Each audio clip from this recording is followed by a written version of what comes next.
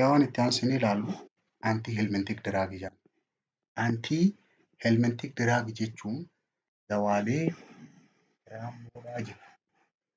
Anti helmintiks are drugs that act dawaalee act either locally to expel worm from the gut. Gubbaat kanaan itti kenninee karaa nyaataa keessa marrimaan keessa gati jechuun marrimaani. Achi keessaa raammoo baasuu kabaasu yookaan immoo systematically to eradicate adult helmintic takkaa karaa system hidda dhiigaatiin kenninee achi hanga raammoo qaama keessa jirtu kagatti geessan yookaan immoo developmental form that invade organ and tissue. Guddina isii tana kan orgaaniidhaa fi tishuu weerartu kana kagatti geessu. Anti helmintik jechuun dawaa kanaati. Dawaa akkam? Dawaalee takkaa raammoo qaama keessaa baasu takkaa sistema keessaa yookaan immoo guddina isii kana dhoorku. Kanaanii anti helmintik diraag jedhanii. Anti helmintik diraagiin gosa hedduu jira san keessaa inni jalqaba laallu albendazole. Albendazole is broad spectrum oral anti helmintic. Dawaa raammoodhaa keessaa raammoo hedduu bakkatti ajjeesu oraliidhaan kan kennamuu fi it is used for treatment of pinworm raammoo mataa qaqqaraasa ascaariasis, trichoriasis, stranguloid, hookworm raammolee tanaaf wal'aansaaf itti fayyadamna. Albendazole. Mechanism of anti helmintic action. Albendazole kun akkamitti dalaga? Raammoo tana akkam godha jennaani block glucose uptake by larval and adult stage of susceptible parasite. Maxxantuu san raammoo sanii glucose akkam fudhanne dhoorka. Glucose isaan silaa fudhatanii duraa cufa. Sadarkaa fedheerraa haa jiraatu. Sadarkaa larvaatii fi adaltii irrallee haa jiraatu. Depleting their glycogen store. Akkasumas glukoosii isaan duraan kuufatan glycogenii isaan store godhatan duraa dhabamsiisa. And decreasing formation of ATP. Glukoosii dhabamnaan glycogenii store keessa jiru akkan dalayne goonaani ATP ni oomishamu. ATP jechuun energy jechuudha. As a result, xumurarra akkam godhaa? Parasite is immobilized and dies. Hin soso'uu hin dandeessu glukoosii waan hin qabneef ni ajjeesaa jechuudha. Ni duuti. Albendazole is poorly absorbed after oral administration. Dawaan kun eega afaaniin kennamee hedduun tuutamu. Afaaniin dhugaa kennamee hedduun tuutamu. Garuu absorption enhanced by presence of fatty food.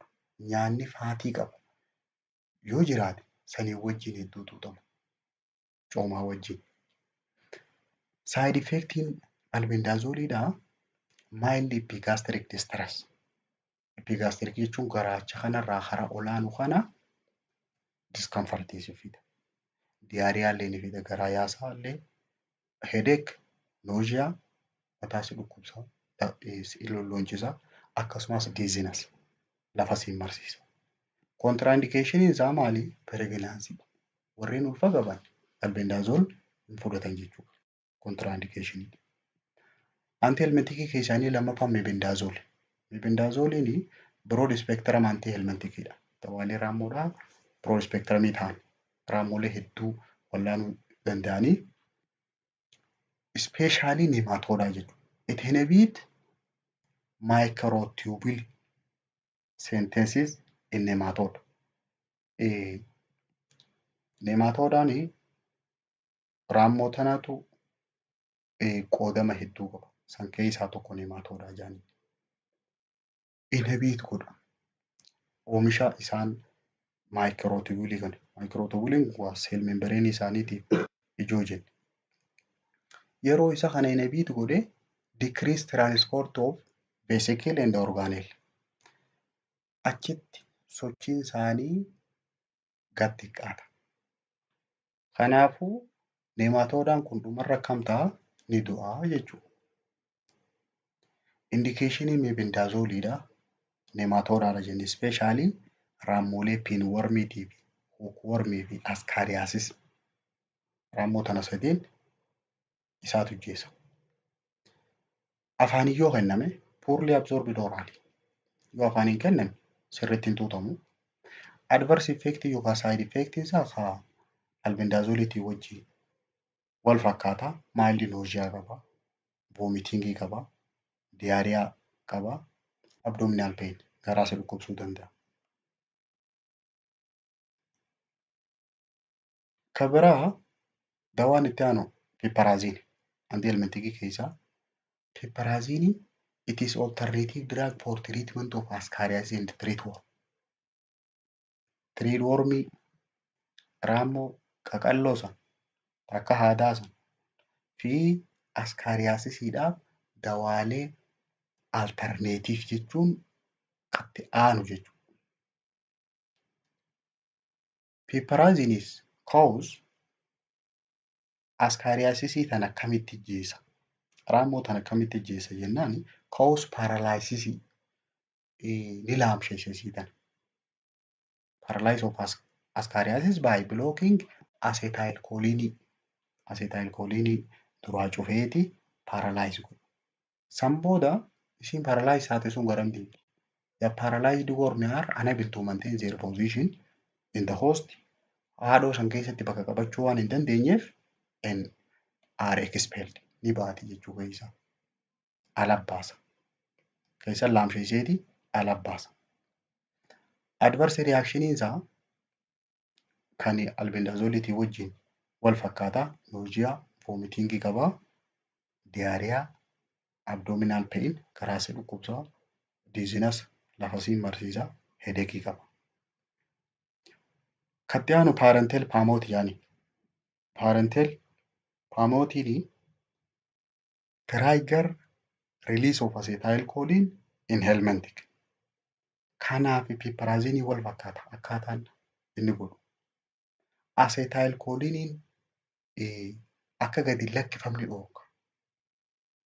Trigger godhu jechuun ni dhoorka jechuudha. San booda depolarizing neuromuscular blockage. Narvii indingii irra narviidhaa fi narviin masilii keessa jirtu akka waliin qunnamtu block godha. San booda paralyze godha inninis. Piipparaaziinii fi paarenteliin wal fakkaata akkataan isaan godhan. Indikeeshiniin isa kanaa broad spectrum treatment of luminal intestinal infection. Luumanii keessallee taseenti ujummoo hidda dhiigaa intestinal infectionii marrimaan san keessa ujummoo isaa keessallee taseenti takka ammoo hidda dhiigaa isaa keessa kaseentee sana ajjeesuudhaaf gargaara. Askaariyaasisii fi piinwormii fa'a. Askaariyaasisii fi piinwormii. Piinwormii jechuun raammoo mataa kakkaraa sani. Adverse effectiin isaa maayildiidha garuu GI distressii qaba. Rakkoo garaachaa nama fida. Drowsiness confusionii fida. Akka waan si muyyisiisuu si godha. Hedeekii qaba. Mataa si dhukkubsaa. Raashii waa sirra faffacaasaa laayitaallee si fiduu danda'a. Paarentiliin. Kan biraa leevaamisool. Leevaamisoolis highly effective against askaariyasis. Askaariyaasii fi sirri dalaga. Bu'aa sirri qaba. And moderately effective against hookworm. Raammoo hokkoo irratti garuu moderateidha. Xiqqoo malee guutuu guutuutti miti. Mechanism of action isaa akkaataa inni itti dalagu leevaamisool has nicotine like action stimulating. Receptor nicotine isaan stimulate godha. And subsequently isa kana stimulate godhe nicotine stimulate godhe neuromuscular junction block godha. Kana jechuun paralyze godha jechuudha. The paralyzed worm are passed in the faces. Raammoon laamshoyte sun sagaraa keessatti baati. levaamisooliin akkas godha. Thiabendazool. Thiabendazooliin it block microtubule synthesis. Microtubulii akkan oomisha inni godhu jechuun ajjeesuuf deema jechuudha. Kanaafuu indikeeshiniin isaa nematode infection. Nematoodaan gaa reefuu askaariyaasisii fa'aa jenna. Nematoodaadhaaf thiabendazooliin ni kennama. Inni biraa nikloosaamaayididha. Nikloosaamaayidiin it is a drug of choice for the treatment of most tapeworm infection. Raamoominni dawaan filmaata dawaan jalqabaa isa kana drug of choice. Nikloosaamaayidis should be given in the morning on empty stomach.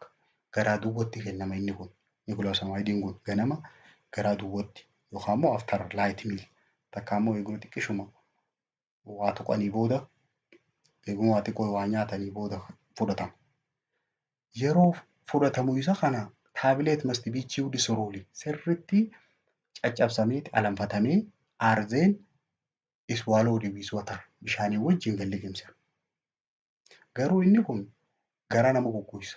Kanaafuu pargeetiifiin barbaachisaadha. Pargeetiif jechuun laakzeetiif jechuudha. Dawaalee gara stool softener ta'an. Because the damaged tapeworm is segmented. Inni kun tapewormii segmentii isaa muraan isaa isin damage taate suni may release over killee gallakkeetti. Which are not affected by drug. Killeen sun ammoo dawaa kanaan hin miidhamtu. Kanaafuu inni kun irra deebi'amee fudhatamuu qaba. Irra deebi'amee fudhatamuu qaba. Adverse effectiin dawaa kanaa maali? Nikloosaamaayidiin akkam wanni inni nama godhu side effectiin isaa nausea fida, si lollonchisee si haqqisiisa, diyaariyaas ni qaba, abdominal discomfort fida. Abdominal discomfort. Anti-helmintikii keessaa inni biraa paaraasikwaaantil. Paaraasikwaaantiliin gaa broad spectrum anti-helmintic drugidha. Dawaalee raammoodhaa keessaa raammoo hedduu ajjeesuu danda'anii mechanism of actioniin akkaataan inni kun itti dalagu increase permeability of helmintic cell membrane to calcium. Permeability cell membrane raammoo kanaa kaalsheemiin cell membrane isii kanaatti akka baay'inaan yaa'u godheeti contractionii dhorkee paralyze godhee ajjeesa. Cell membrane isii kanaatti kaalsheemiin akka baay'inaan seenu hoggaa godhee contractioniin gatti kaata. Contractioniin gatti kaanaan paralyze taatichi booda ni duuti. Indikeeshiniin isaa maali? Paaraasikwaaantil wanni fudhataniif shitozooma. Jalqaba. Shitozooma jechuun bilaarziyaa. Other helmintic infection.